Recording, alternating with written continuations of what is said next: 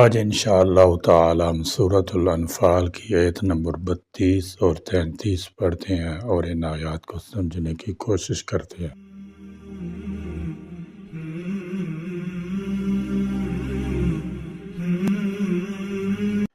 اعوذ باللہ من الشیطان الرجیم، بسم اللہ الرحمن الرحیم۔ وَإِذْ قَالُوا اللَّهُمَّ إِنْ كَانَ هَذَا هُوَ الْحَقَّ مِنْ عِنْدِكَ فَامْطِرْ عَلَيْنَا حِجَارَةً مِنَ السَّمَاءِ أَوْ ائْتِنَا بِعَذَابٍ أَلِيمٍ وَمَا كَانَ اللَّهُ لِيُعَذِّبَهُمْ وَأَنْتَ فِيهِمْ وَمَا كَانَ اللَّهُ مُعَذِّبَهُمْ وَهُمْ يَسْتَغْفِرُونَ۔ وَإِذْ اور جب قالوا انہوں نے کہا، اللہم اے اللہ، ان اگر کانا ہے ہذا یہ قرآن، هو الحق ہی حق، من عندکا تیری طرف سے، فامطر تو برسا، علینا ہم پر، حجارتن پتھر، من السماء آسمان سے، اویتنا یا لے آ ہم پر، بعذاب عذاب، علیم دردناک۔ اس آیت میں مشرکین مکہ کے انتہائی جہل اور شقاوت و اعتماد کا اظہار ہے، یعنی وہ کہتے تھے کہ خداوندہ اگر واقعی یہی دین حق ہے جس کی ہم اتنی دیر اور اس قدر شد و مت سے تکذیب کر رہے ہیں تو پھر دیر کیوں ہے؟ گزشتہ اقوام کی طرح ہم پر بھی پتھروں کا مینہ کیوں نہیں برسا دیا جاتا، یا اسی طرح کے کسی دوسرے عذاب میں مبتلا کر کے ہمارا استحصال کیوں نہیں کر دیا جاتا۔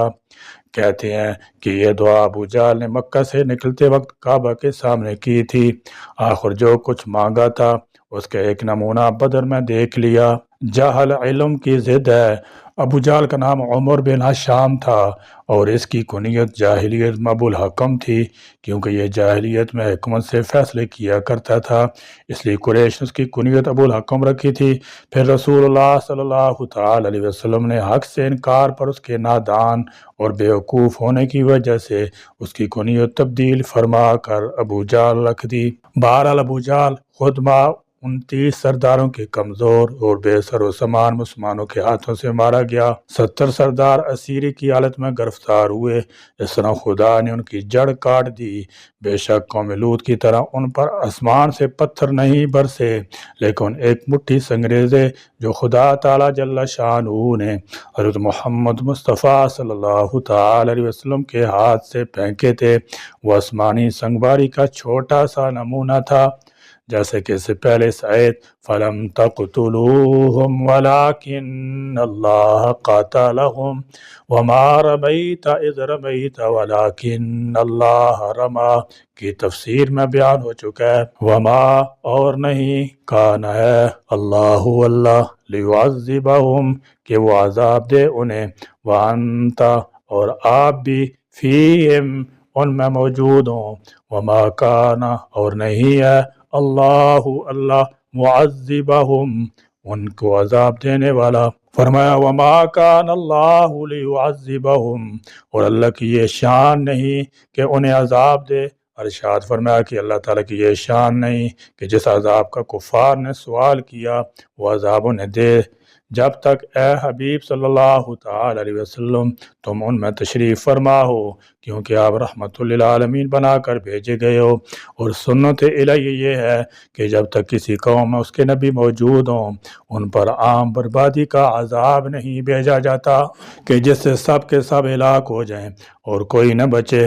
وہم جبکہ وہ یستغفرون وہ استغفار کر رہے ہوں، یعنی فوری طور پر تم پر پتھروں کا عذاب نازل نہ کرنے کی ایک وجہ تو یہ ہے کہ تم میں ابھی اللہ کا رسول موجود ہے، اس کی موجودگی میں تم پر عذاب نہیں آ سکتا، اور دوسری وجہ یہ ہے کہ اللہ کا رسول اور مومنوں کی جماعت ہر وقت اللہ سے استغفار کرتے رہتے ہیں، اور میرا قانون یہ ہے کہ جب تک کسی قوم میں استغفار کرنے والے لوگ موجود رہیں میں اس پر عذاب نازل نہیں کیا کرتا۔ اس وقت پوری امت گوناگوں مسائل، امراض اور پریشانیوں میں گھری ہوئی ہے، اور طرح طرح کے عذابات کا شکار ہے۔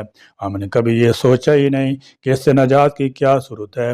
استغفار ایک ایسا عمل ہے جس پر وعدہ خداوندی ہے کہ امت عذاب سے محفوظ رہے گی۔ آج ہم جو طرح طرح کے عذابات کا شکار ہیں اس کی وجہ یہ ہے کہ ہم اللہ تعالیٰ سے سچے دل سے معافی اور استغفار نہیں کرتے، کیونکہ اگر ہم گناہوں کے بعد سچے دل سے استغفار کرتے رہتے تو ہم اس طرح کے پریشان کن حالات سے ہرگز دوچار نہ ہوتے۔ اس آیت میں فرمایا وَمَا كَانَ اللَّهُ لِيُعَذِّبَهُمْ وَأَنْتَ فِيهِمْ وَمَا كَانَ اللَّهُ مُعَذِّبَهُمْ وَهُمْ يَسْتَغْفِرُونَ، اور اللہ تعالیٰ ہرگز نہ عذاب کرتا ان پر جب تک تو رہتا ان میں، اور اللہ ہرگز نہ عذاب کرے گا ان پر جب تک وہ معافی مانگتے رہیں گے۔ حضرت علی رضی اللہ تعالی عنہ کا ارشاد ہے کہ ارض کائنات میں 2 امان دیے گئے، زمین کے 2 امان میں سے ایک تو اٹھا لیا گیا اور وہ رسول اللہ صلی اللہ تعالی علیہ وسلم کی ذات گرامی ہے، اور دوسرا باقی رہ گیا اور وہ استغفار ہے، اس کو مضبوطی سے پکڑ لو۔ معلوم ہوا کہ امت جب تک استغفار کرتی رہے گی اللہ تعالیٰ کے عذاب سے محفوظ رہے گی۔ اس کی مزید تائید اس حدیث سے ہوتی ہے، مسند احمد فضالہ بن عبید رضی اللہ تعالی عنہ حضور اقدس صلی اللہ تعالی علیہ وسلم کا ارشاد نقل کرتے ہیں، بندہ عذاب خداوندی سے امن میں ہے جب تک کہ وہ استغفار کرتا ہے۔ معلوم ہوا کہ ہمیں ہر وقت استغفار یعنی گناہوں سے معافی مانگتے رہنا چاہیے۔ استغفار کا معنی ہے مغفرت طلب کرنا، یعنی جب انسان سے اللہ تعالیٰ کی نافرمانی ہو جائے، کوئی گناہ ہو جائے اور انسان اس پر نادم ہو گیا کہ میں نے اپنے خالق مالک کی نافرمانی کی، گناہ کیا، اور پھر اللہ تعالیٰ سے اپنے گناہوں کی معافی مانگنے لگا، تو شرع میں اس کو استغفار کہتے ہیں۔ لیکن استغفار میں اپنے گناہوں پر سچے دل سے ندامت ہو کہ میں نے ایسا کیوں کیا۔ امام غزالی رحمۃ اللہ تعالی علیہ کا ارشاد ہے کہ استغفار سے قبل ندامت ضروری ہے، ورنہ یہ استغفار جو ندامت کے بغیر ہو وہ اللہ تعالیٰ کے ساتھ استہزاء کے مترادف ہے۔ انسان کتنا ہی گناہگار کیوں نہ ہو اسے کبھی بھی مایوس نہیں ہونا چاہیے۔ اللہ کی وسیع رحمت کے سامنے ہمارے گناہوں کی کیا حیثیت ہے، بشرطے کہ انسان گناہوں پر نادم بھی ہو۔ چنانچہ حضرت ابو سعید رضی اللہ تعالی عنہ سے روایت ہے کہ حضور اقدس صلی اللہ تعالی علیہ وسلم نے ارشاد فرمایا، بلا شبہ شیطان نے کہا کہ اے رب، قسم ہے تیری عزت کی کہ میں تیرے بندوں کو بہکاتا ہی رہوں گا جب تک کہ ان کی روحیں ان کے جسم میں رہیں گی۔ اور اس پر اللہ جل شانہ نے ارشاد فرمایا کہ مجھے اپنی عزت جلال کی قسم اور رتبہ بلندی کی قسم ہے، میں ان کو بخشتا رہوں گا جب تک وہ مجھ سے مغفرت طلب کرتے رہیں گے۔ حضرت عبداللہ بن بصر رضی اللہ تعالی عنہ سے روایت ہے کہ رسول اللہ صلی اللہ تعالی علیہ وسلم نے ارشاد فرمایا، بہت عمدہ حالت ہے اس شخص کے لیے جو قیامت کے دن اپنے اعمال نامے میں کثیر استغفار پائے۔ دوسری روایت میں آتا ہے کہ جو شخص چاہے کہ قیامت کے دن اس کا اعمال نامہ اس کو خوش کر دے تو اس کو کثرت سے توبہ استغفار کرتے رہنا چاہیے۔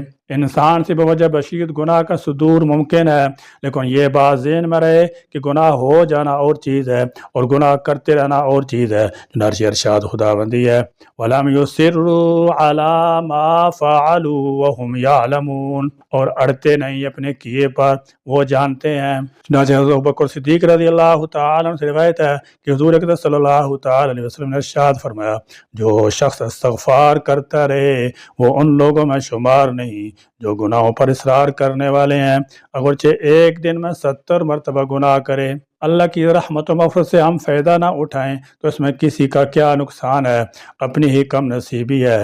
اگر گناہ نہیں چھوڑتے تو کم از کم سچے دل سے استغفار یعنی اپنے رب سے اپنے گناہوں کی معافی تو مانگتے رہیں، وہ تو اتنا رحیم ہے کہ جب بھی معافی مانگی جائے فوراً معاف فرما دیتا ہے۔ لیکن ہم استغفار کرنے یعنی معافی مانگنے میں بھی غفلت کرتے ہیں۔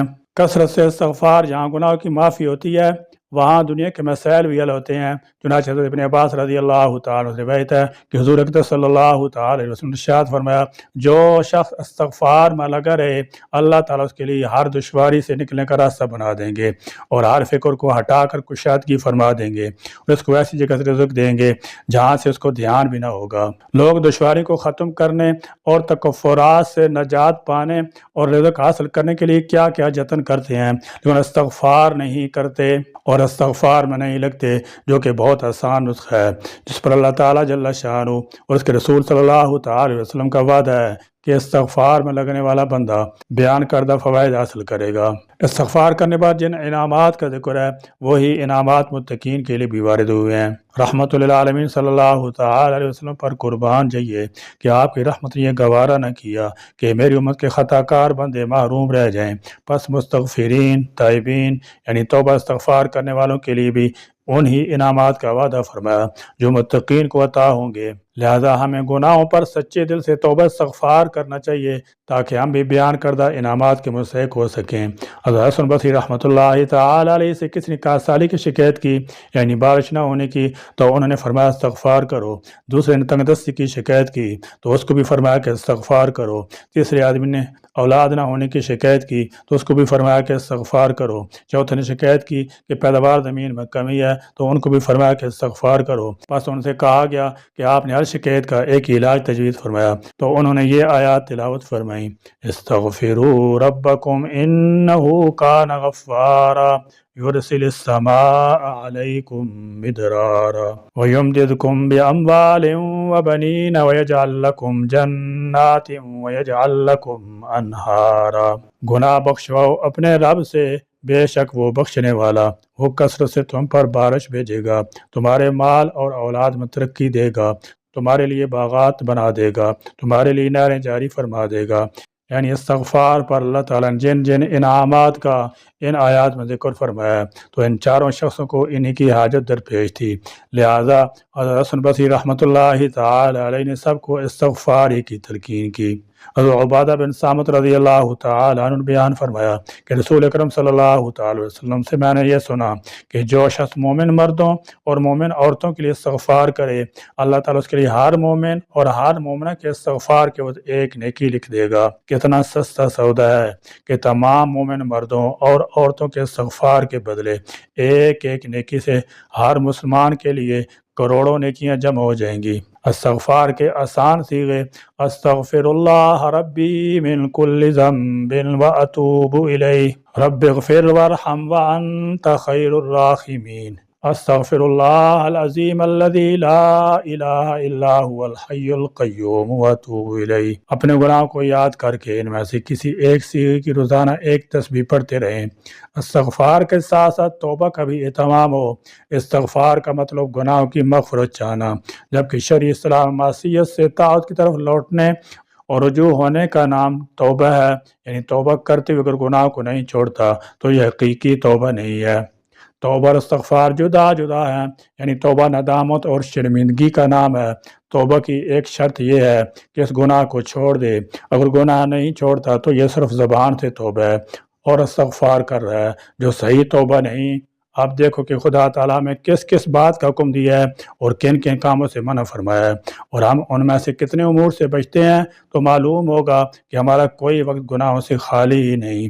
اس لیے ہمیں ہر وقت توبہ کی ضرورت ہے، چنانچہ ارشاد خدا بندی ہے یا ایھا الذین آمنوا توبوا الی اللہ توبۃ نصوحا۔ اے ایمان والو توبہ کرو اللہ کی طرف صاف دل کی توبہ۔ تمام مومنوں سے خطاب کرتے ہوئے حکم خدا بندی ہے وَتُوبُوا إِلَى اللَّهِ جَمِيعًا أَيُّهَا الْمُؤْمِنُونَ لَعَلَّكُمْ تُفْلِحُونَ۔ اور توبہ کرو اللہ کے آگے سب مل کر اے ایمان والو تاکہ تم بھلائی پاؤ۔ خدا تعالیٰ کا کس قدر احسان ہے کہ یوں نہیں فرمایا کہ بالکل گناہ ہی نہ کرو، بلکہ یہ فرمایا کہ اگر گناہ ہو جائے تو توبہ کرو۔ اس میں تو ہمت نہیں ہارنی چاہیے۔ پس معلوم ہوا کہ آدمی کو خوشبختی اسی میں ہے کہ سابقہ گناہوں سے سچے دل سے معافی مانگ کر اللہ کی طرف سے رجوع کر لے، وہ مالک سارے گناہ معاف فرما دے گا، چاہے وہ کتنی زیادہ کیوں نہ ہو۔ اللہ کی رحمت سے کبھی بھی مایوس نہ ہونا چاہیے۔ اللہ تعالیٰ اپنے بندوں کو کیسے اطمینان اور تسلی دے رہے ہیں۔